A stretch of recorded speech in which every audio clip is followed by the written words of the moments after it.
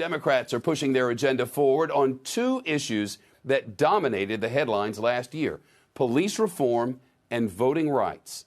Last night, they passed the George Floyd Justice in Policing Act. The bill would ban chokeholds and no-knock warrants and take away protections that police officers enjoy against lawsuits. Democrats also pushed through the For the People Act, which aims to overhaul voting systems. It would make automatic voter registration mandatory. It would give voting rights to former felons and expand early voting. Both bills face major hurdles in the U.S. Senate. CNBC's Eamon Javers now. Eamon, first on voting rights. Democrats say this bill is urgently needed. Yeah, they do say that, Shep. The Democrats call this bill, as you say, the For the People Act, and they say it's needed to fight back against Republican efforts to limit voting rights. What's exciting about it is that it restores confidence that people have that their vote and their voice is as important as anyone's.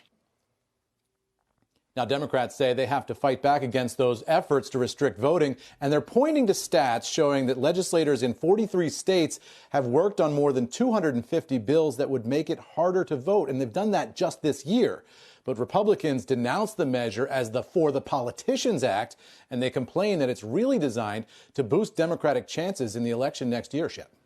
Hey, Eamon, now to the George Floyd bill. Any chance of even a modicum of bipartisan support here?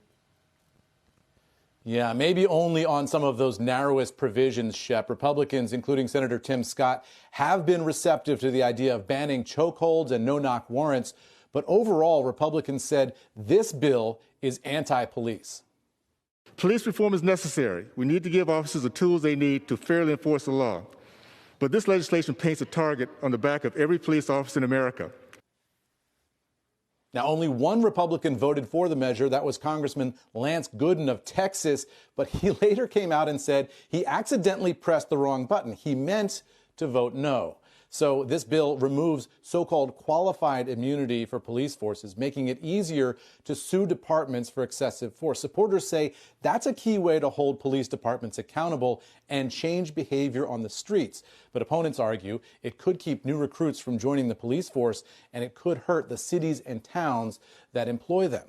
So now the Democrats' steep challenge will be to find the 10 Republican votes in the Senate that they need, or change this bill enough that it can win over those GOP senators, because without them, this bill isn't going anywhere, Shep. Shepard Smith here. Thanks for watching CNBC on YouTube.